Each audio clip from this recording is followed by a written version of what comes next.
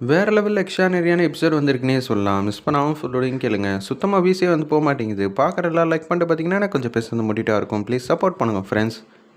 நம்ம மீனாட்சிக்கும் ஜீவாக்கும் விருந்து ஏற்பாடெலாம் பண்ணணுங்கிற மாதிரி சொல்லிவிட்டு எல்லோரும் சேர்ந்து சமைக்கிறதுனால டக்கு புக்குன்னு சீக்கிரம் வந்து சமைச்சு முடிச்சிடுறாங்க. அந்த இடத்துல அப்பன்னு பார்த்து மீனாட்சிக்கு பக்கத்தில் நான் உட்காந்து சாப்பிட போகிறேன், அதை நினச்சா சந்தோஷமாக இருக்குன்னு யோசிக்கும் போதே ஆதித்யன் உச்சக்கட்ட கோவத்தில் இருக்காங்க.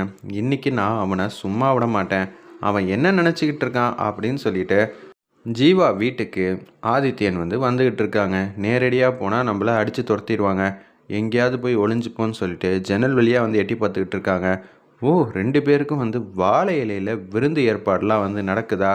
முதல்ல மீனாட்சியோட மனசில் என்ன இருக்குது ஏது இருக்குங்கிறத தெரிஞ்சுக்கணும், அது வரைக்கும் அமைதியாக இருக்கணும் அப்படின்னு சொல்லிட்டு அவங்க மட்டுக்கும் திங்க் பண்ணிக்கிட்டு இருக்காங்க.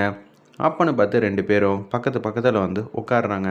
உட்காந்துட்டு என்னென்ன வேணுங்கிறதெல்லாம் வந்து கேட்டு வாங்கி சாப்பிட்ணும் சரியா அப்படின்னு சொல்லிட்டு இப்படியே போயிட்டு இருந்தால் நல்லாவா இருக்குது? ஏன் 2 பேரும் நல்லா தானே சாப்பிட்டுட்டு இருக்காங்க, மாறி மாறி ஊட்டி விட வேணாமா?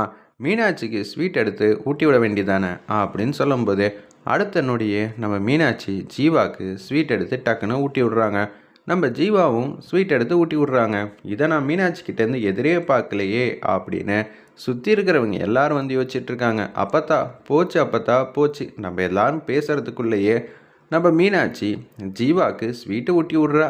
அவள் தான் இங்கே எல்லாமே, நான் இனிமேட்டு இங்கே கிடையாது அப்பத்தா அப்படின்னு சொல்லிட்டு தேவியும் அப்பத்தாவும் புலம்பிக்கிட்டு இருக்காங்க. அதை வேற கண்ணெதிர வந்து பார்க்கணுமா, வா இங்கேருந்து போகலான்னு அவங்க 2 பேரும் ரூமில் வந்து பேசிக்கிட்டு இருக்காங்க. அப்பத்தாவும் தேவியும் ஒரு பக்கம் இது எல்லா ஆதித்யன்னு பார்த்துட்டு செம்மையாக வந்து கோவப்படுறாங்க. என்னடா அது இப்படியெல்லாம் வந்து நடக்குதே, எதுக்காக மீனாட்சி இப்படியெல்லாம் வந்து மாறிட்டா? ஆரம்ப காலத்துலேருந்தே ஜீவா பேரை கேட்டாலே கோவப்படுற மாதிரி நம்ம செட் பண்ணி வச்சுருந்தோம், இப்போ என்ன அப்படியே உல்ட்டாவாக மாறிடுச்சு? ஒருவேளை மீனாட்சி நடிக்கிறாளா, இல்லாட்டி உண்மையிலேயே ஜீவாவை பிடிச்சிருக்குன்னு இத்தனை நாளாக நம்மக்கிட்ட வந்து நடிச்சுக்கிட்டு இருந்தாளா? அதை கண்டிப்பாக வந்து தெரிஞ்சுக்கிட்டே ஆகணுங்கிற மாதிரி கோவமாக பார்த்துக்கிட்டு இருக்காங்க. சாப்பிட்றா சாப்பிடு, நீ நிம்மதியாக வந்து சாப்பிட்டுட்டு இருக்கல்ல, அதை எல்லாத்தையும் தலைகீழே ஆக்கி காட்டுறேங்கிற மாதிரி ஆதித்யன் கேவலமாக வந்து யோசிச்சுட்ருக்காங்க.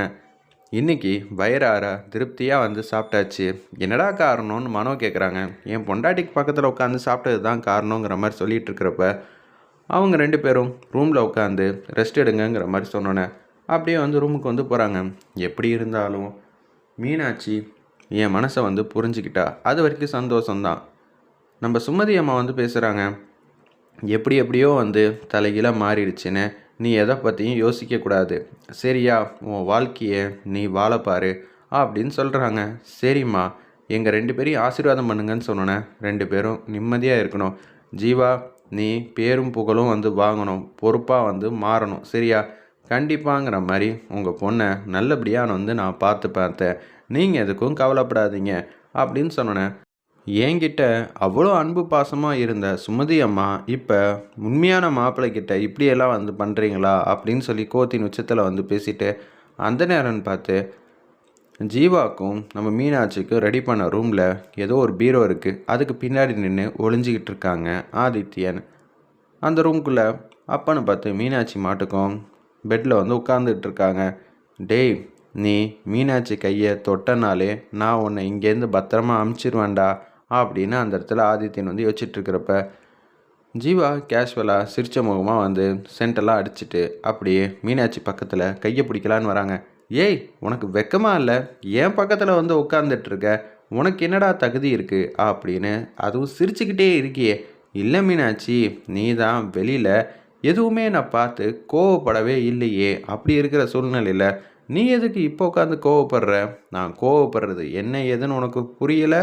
நீ என்னடா சொன்ன, ஆதித்யன் தப்பானவன்னு சொன்ன, ஆனால் கடைசியில் நீ எதையுமே நிரூபிக்காமல் இப்படியெல்லாம் ஒரு விஷயத்தை அதிரடி பண்ணி என்ன உன் வீட்டுக்கு கூட்டிகிட்டு வந்துட்டேன்னா, வீட்டுக்கு விளக்கேற்றிட்டேன்னா உன் மனசில் இடம் பிடிச்சிட்டேன், உன்னோட பொண்டாட்டியா நான் மாறிட்டேன்னு நீயா நினச்சிக்கிட்டு இருக்கியோ அப்படின்னு சொல்லும்போது தான் ஆதித்யன் வந்து சந்தோஷப்பட்டுட்டு இருக்காங்க. இவ என்ன சொல்வா ஏது சொல்வான்னு பார்த்தா கடைசியில் இவன் மனசில் நான் இருக்கனா இல்லையான்னு தெரியல, ஆனால் கண்டிப்பாக ஜீவா இல்லைங்கிறத தெரிஞ்சுக்கிட்டு ஆதித்யன் ரொம்பவே வந்து சந்தோஷப்படுறாங்க. இந்த கட்டில் என்னோடது மட்டும்தான், நீ இனிமேட்டு கீழே தான் தூங்கணும் அப்படின்னு சொல்லும்போது, ஓகே மீனாட்சி, எனக்கு எதை பற்றியும் கவலை இல்லை சரியா? நான் உன்கிட்ட அப்போ சொன்னது தான் இப்பயும் சொல்கிறேன். அவன் கெட்டவன். உன் வாழ்க்கையை அவன்கிட்டேருந்து காப்பாற்றணுங்கிற ஒரே காரணத்துக்காக தான் நான் இப்படியெல்லாம் பண்ணேன். மற்றபடி நான் வேறு எதுக்காகவும் யோசிக்கலை. இன்னமும் காலம் நிறையாவே இருக்குது. நான் உனக்கு எல்லாத்தையும் புரிய வைக்கிறேன் சரியா? நீ மேலே தூங்கு, நான் கீழேயே தூங்கிக்கிறேன். சரிடா பார்க்கலாம் அப்படின்னு சொல்லிட்டு அவங்க மாட்டுக்கும் பேசிகிட்டு இருக்காங்க. அந்த நேரம்னு பார்த்து இந்த விஷயம் சுமதிக்கும் எங்கள் அக்காவுக்கும் தெரியவே கூடாது. தெரிஞ்சிச்சு அப்புறம் அவ்வளோதான் அப்படின்னு சொல்லி திட்டுறாங்க. நான் தேவையில்லாத விஷயத்த என்றைக்குமே யார்கிட்டையும் சொல்ல மாட்டேன். இது நம்மளோட வாழ்க்கை சமாச்சாரம். அப்படி இருக்கும்போது நான் தான் எல்லாத்தையும் புரிய வைக்கிறேன்னு சொல்கிறேனே, பார்ப்போண்டா, புரிய வச்சா சரி அப்படின்னு சொல்லிட்டு மீனாட்சி மாட்டுக்கும் 1000 கேள்விகளோட தூங்கிட்டு இருக்காங்க.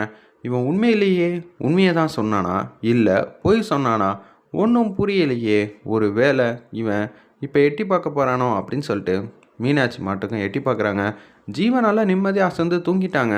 என்னது கவலையே இல்லாமல் இவன் மாட்டுக்கும் உடனே தூங்கிட்டான். எனக்கு தூக்கமே வர மாட்டேங்குதே. நான் தான் தூங்கிடுவேன் டக்குன்னு. ஆனால் இப்படி என்ன யோசிக்க வச்சுட்டு உட்கார வச்சுட்டானே. இப்போ நான் என்ன செய்வேன் ஏது செய்வேன்னு சுத்தமாக தெரியாமல் திங்க் பண்ணிகிட்டு இருக்காங்க. அந்த இடத்துல நம்ம மீனாட்சி ஆதித்யனுக்கு சந்தோஷம் தாங்கலை. இனிமேட்டுக்கு இங்கே இருந்தால் சரிப்பட்டு வராது. அவங்க 2 பேரும் தன்னந்தனியாக தான் இருக்காங்க. அப்படி தான் மீனாட்சின்னு சொல்லியிருக்கா. இனிமேட்டுக்கு இவங்க 2 பேரையும் நினச்சி கவலைப்பட வேண்டிய அவசியம் இல்லை, தேவையும் இல்லை. நம்ம இங்கேருந்து வெளியில் போகலான்னு சொல்லிட்டு அப்படியே சத்தமே போடாமல் கதவை திறந்துட்டு அவங்க மாட்டுக்கும் போக ஆரம்பிக்கிறாங்க. அந்த இடத்துல அப்போன்னு பார்த்து வீட்டுக்கு வெளியே வந்த உடனே சந்தோஷமாக சிரிக்கிறாங்க. எல்லாத்தையும் நான் மாற்றி காட்டுறேன். திருப்பியும் நான் உன்னை பொண்டாட்டியாக ஆக்கி காட்டுறேன். நீ என் மனமேடையில் உட்கார்ந்ததுக்கப்புறம் விலகி போயிட்டல்ல, அது எல்லாத்தையும் திசை திருப்புறேன் அப்படின்னு ஆதித்யன் கேவலமாக யோசிச்சுட்ருக்காங்க. மீனாட்சி கொஞ்சம் நேரத்தில் தூங்க ஆரம்பிச்சிட்டாங்க. அதுக்கப்புறம் ஜீவா ஏஞ்சி பக்கத்தில் உட்காந்து, நான் சொன்ன விஷயங்கள் எல்லாமே உண்மைதான், ஆனால் அதை நீ தான் ஒத்துக்க மாட்டேங்கிற. எனக்கு நேரமும் சூழ்நிலையும் கரெக்டாக அமையலை. ஆனால் என்னை நம்பு மீனாட்சி, அவன் தப்பானவன் தான். அது எல்லாம் உண்மை தான். நீ தான் கூடிய சீக்கிரம் என்னை புரிஞ்சுக்கணும். மற்றபடி நீ நல்லா இருக்கணும், உங்கள் அம்மா நல்லா இருக்கணும் தான் நான் யோசித்தேன் அப்படின்னு சொல்லிட்டு, சரி எப்படி இருந்தாலும் ஏதாவது ஒரு நேரத்தில் புரிய வச்சிடலாம் ஜீவா, கவலைப்படாத அப்படின்னு சொல்லிட்டு அவங்க மாட்டுக்கும் தூங்க ஆரம்பிக்கிறாங்க. டக்குன்னு நம்ம மீனாட்சி இது எல்லாம் காது கொடுத்து தான் கேட்குறாங்க. என்னது இவன் இவ்வளோ கான்ஃபிடெண்ட்டாக இவன் சொன்ன விஷயத்தில் ஒரு விஷயம் கூட பொய் இருக்கிற மாதிரி தெரியவே இல்லையே. அப்போனா ஆதித்யன் தப்பானவனா? இவன் இந்த அளவுக்கு பேசுகிறானே அப்படின்னு சொல்லிட்டு யோசிக்கிறாங்க. இல்லாட்டி நம்ம முழிச்சிட்டு தான் இருப்போம்னு தெரிஞ்சு கூட இவன் இப்படியெல்லாம் பேசியிருக்கலாம். யார் நல்லவன் யார் கெட்டவன்னு கூடிய சீக்கிரம் நம்மளும் கண்டுபிடிப்போன்னு மீனாட்சியும் அதிரடியாக யோசிக்கிற மாதிரி காட்டுறாங்க. வேறு லெவலில் பரபரப்பாக கொண்டு போகிறாங்கன்னே சொல்லலாம். வெயிட் பண்ணி பார்ப்போம்.